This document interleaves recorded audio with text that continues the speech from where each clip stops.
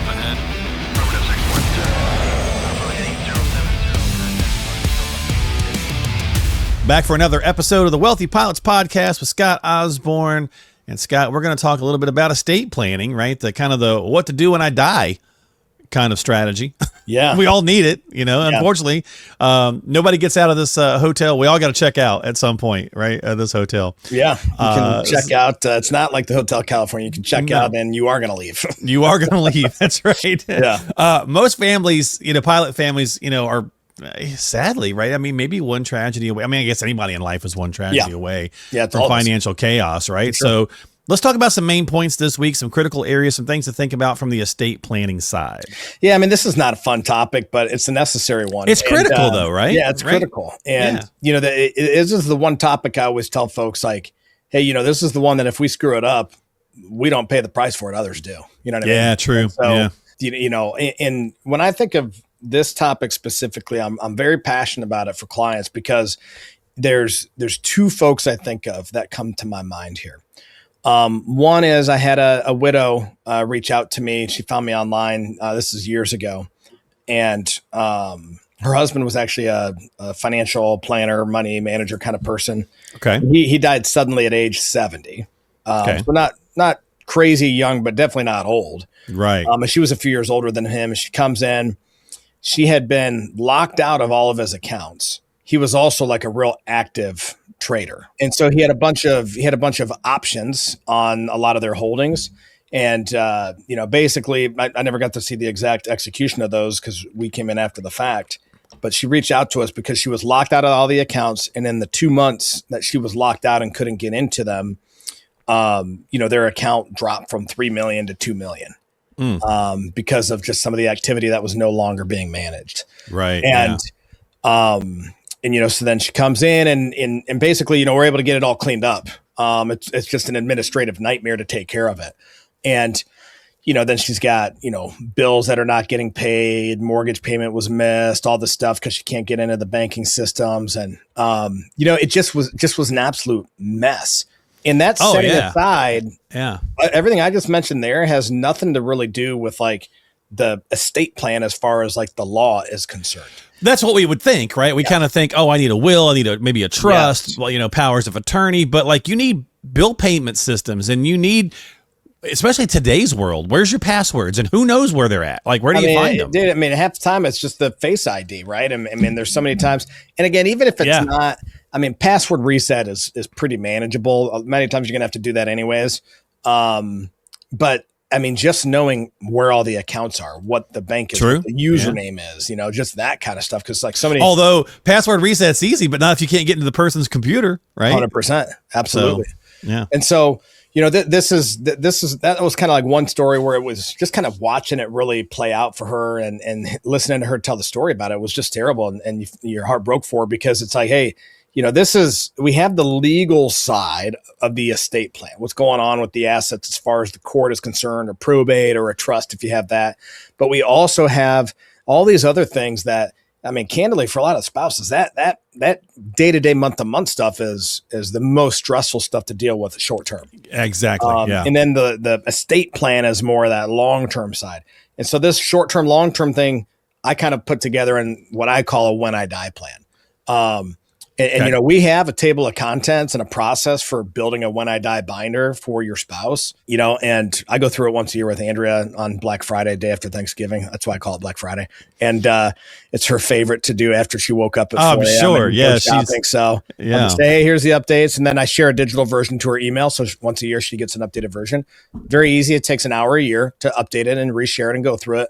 But that process at least empowers her that if something happens to me, she's able to go pick that up, look at it in her email, and then start to get things moving and contact. Yeah, she's got some questions. She's got some basic knowledge. Like, it always seems like in a relationship, there's one person's good at one thing, one person's good at another. And not even you being a financial professional, but even just, folks who aren't in this industry, one person tends to be more financially savvy or just kind of doing that role. Yeah. And the other person isn't. And of course, Murphy's Law strikes, and the person that passes away first is the one that handled all that stuff, right? So typically, yes, for sure. So having the other person at least know who to call, and B, a 10,000 foot view, for lack of a better term, right? Absolutely. Yeah. And so, to me, we can do a totally like episode deep dive on each one of these maybe down the road. But, when I think first and foremost from an estate plan standpoint, okay. I've not ran into one pilot couple that we haven't said, hey, we need to meet with an attorney and get a trust in place. I haven't seen it yet where we haven't wanted to do that. So if you don't, you have not wanted to do that, right? So you want. Again, I'm not an estate planning attorney, but just knowing what we know about estate planning and how we look at it from a planner's perspective and through that lens, more helpful than not. Yeah, there's probably some value here, and most of the airlines have this like MetLife benefit where you can sign up for it for a year. The legal payment is like $12.50 a month or something, and then you can get a super discounted will and trust, from a local attorney. And again, most of these trusts are not super complicated. They're pretty basic, but we're just trying to get some of the assets to avoid probate, get things titled the right way, get the shell of the trust built and basically titled and get things put into it.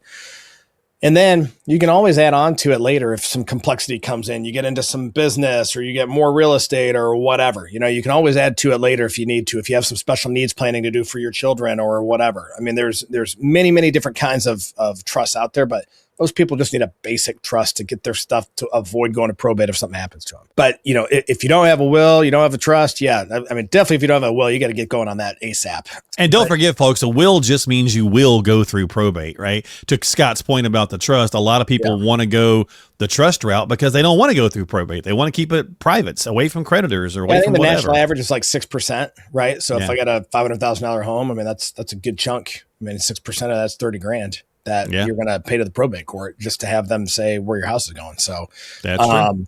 I mean, it's, you can, whatever cost you're going to spend on a trust is typically easily going to be worth it just for the house, let alone any other stuff you're taking care of. So great point. So kind of an inventory, if you will, right? Yeah. And then of course, like we're talking about the documents, make sure you do the low hanging fruit too, Scott, right? Those beneficiary designations, just update that stuff. You're talking about the email annually to your wife. Check that stuff once a year, man. Make sure you got it to the right people, right? Easy stuff. I mean, so when we bring on new clients, we log another 401k with them and just kind of look through everything and look at beneficiary updates is always something we look at. There's been a handful of times where, there's been an ex-wife listed there still. That's the story as old as time, right? Every advisor's got one of those, right? Yeah. And it's like, hey, we want to make sure we get this going to the right person, obviously. So, and again, the beneficiary designation is going to supersede any other trust will documents out there. Yes, that is what it is. So you got to make sure you check it and make sure that it's right. And just because we submitted it to the custodian doesn't mean that they got it right either, right? Like errors happen. And so after you submit the changes and everything, I always recommend get a printout of what's on file with the custodian, put that in your When I Die binder. So yeah, Scott, I was told to think of the 4 Ds. If there's a death in the family, a disability, a divorce, and I'm drawing a blank on the 4th D right this minute. But anyway, there was like these 4 Ds, right? To double check those beneficiary designations. Yeah. Well, and again, that's an important component of it. And so, if we pivot a little bit here off of the estate plan portion, again, you need a will. You probably should have a trust. If you don't have those in place, like you got to just get moving. I mean, it's good point. I'm telling you, getting your estate plan done is like number 6 on the top 5 things you're doing this year. I mean, it's just the if you have any genes in you at all that procrastinate, all of us do. The estate plan is just something that you just don't want to deal with. Hey, I want to get to it and then I'll deal with it later. The amount of people we have that we deal with that when they're retiring, they're finally coming to see us and we're taking care of it is astonishing to me. And so that's something, put it on your to-do list, get it done. Okay. Yeah. We can help you. Get you pointed in the right direction at least. Okay. Now, if we pivot a little bit and let's talk about the non-estate plan portion of the When I Die plan. Okay. Again, the When I Die plan is going to cover this tactical stuff and the estate plan too. To me, like I'll just go through mine and talk you through what it looks like. On the very first page of my When I Die binder, I actually have a little note to my wife, and I tell her to call my brother Todd. I've gone through this binder with my brother Todd he's cool, calm, collected guy. I'll be a good one to come in and be able to help. He's not the executor of anything. It's just a moral support person. Sure. And I have his cell phone number in big letters right there, just in case she's upset and she can't think of Absolutely. how to pull him up or whatever. His cell phone number is right there. And then the very next page is a table of contents. And through that, we have an entire financial inventory, just basically my personal balance sheet. Here's everything we own.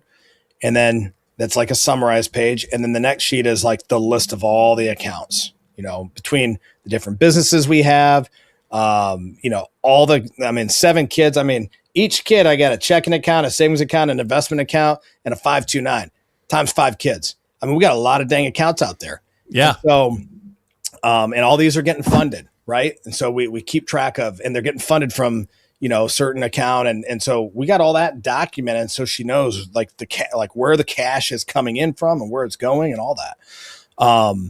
And then the next section is really starting to walk through like our insurance inventory. Hey, you're going to have to send death certificates for all these insurance policies. And then I got another tab for all my military benefits. Then I got another tab for all of our utilities. And then I got another tab for all of our investment accounts and what the beneficiaries are. So now I got to ask, Scott, because you do this for a living, but this is what you also make available to your clients, right? The same. We make this available to the clients. And what I'll tell you, I did this before I was a planner. So I did this in 2010. It's your nature, certainly. Yeah. I built this for my wife before I went to Afghanistan. Cause I'm like, I'm doing all this stuff for years that we were married. I'm like, well, if something happens while I'm overseas, I got to just make it simple for her to be able to see. And I guess my point is that's awesome. And a lot of people they're not detail oriented to do that. Right. So that's why I was asking if that's something you create for your clients, because I would, people would sit there and listen and go, I would love to have that, but I don't have the mindset to build that out. Right. This is probably just back from, getting some good mentorship as a young military officer. But, I had a senior NCO tell me one time, like, hey, a good table of contents and a good template makes a lot of these things really easy to do, sir.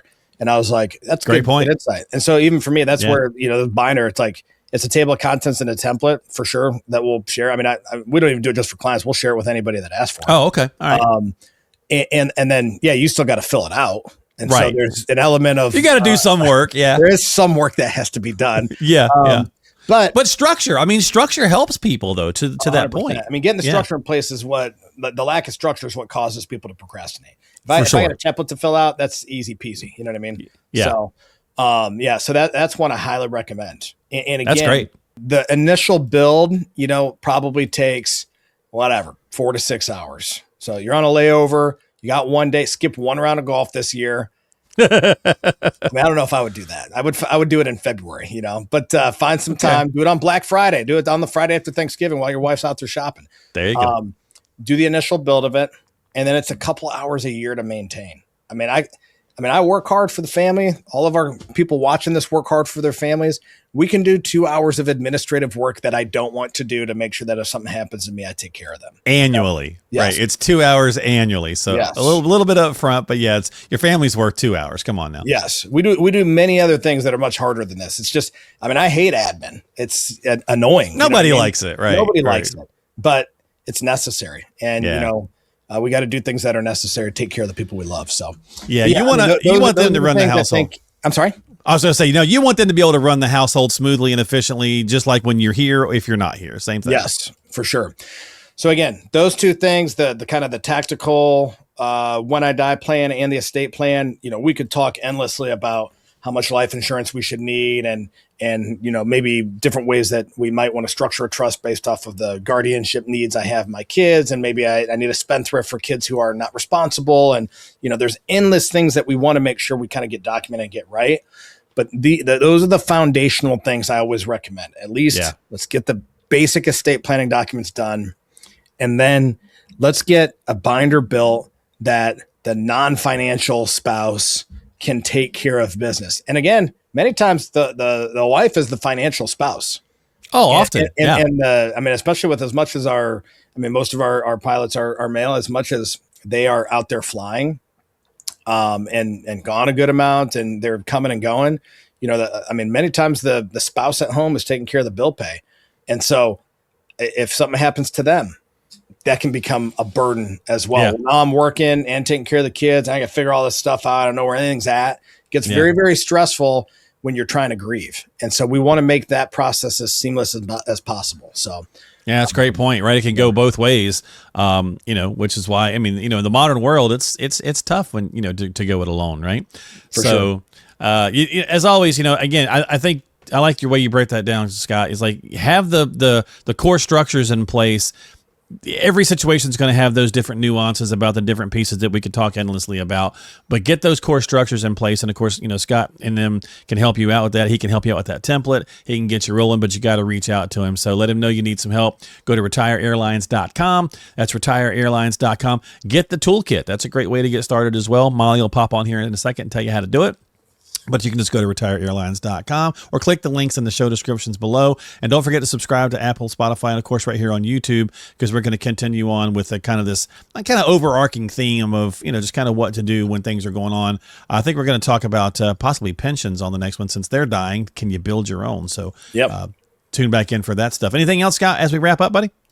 No, that's hot. I mean, like I said, the estate plan's always number 6 on the 5 things we're doing this year. Let's get it in the priorities and just get it done. Not the sexiest, but definitely brings a nice chunk of peace of mind when it's done, right? For sure. So, for sure. Yeah. All right. Well, we'll see you next time here on the Wealthy Pilots Podcast. Hit that subscribe button, thumbs up, notification bell. We'll see you next time. Hey everyone, real quick, if you haven't grabbed Scott's Financial Flight Control Toolkit yet, now is the time. This is packed with tons of helpful resources and tools like this, Scott's book, The Dichotomy of Wealth, which is a pilot's guide to maximizing wealth and cash flow in retirement. You also get access to some great guides like this one, Advice Matters, which breaks down 4 key ways a good financial advisor can help you boost your returns over time. And guides like this one on the pitfalls of emotions when it comes to investing, and this one on the HCM byline investment strategy, and more. So if you'd like your very own Financial Flight Control Toolkit, just click the link in today's show description, and Scott and the team will be happy to get one sent your way at absolutely no cost to you.